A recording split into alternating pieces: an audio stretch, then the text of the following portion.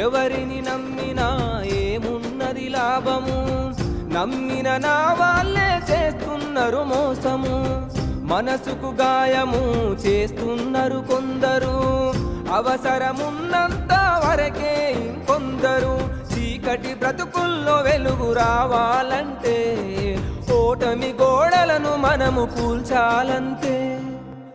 ఎవ్వరు నా వాళ్ళో ఎవ్వరు పరాయోలో, ఎవ్వరు స్నేహితులో ఎవ్వరు శత్రువులో, ఎవ్వరు నా వాళ్ళో ఎవ్వరు పరాయోలో, ఎవ్వరు స్నేహితులో ఎవ్వరు శత్రువులో.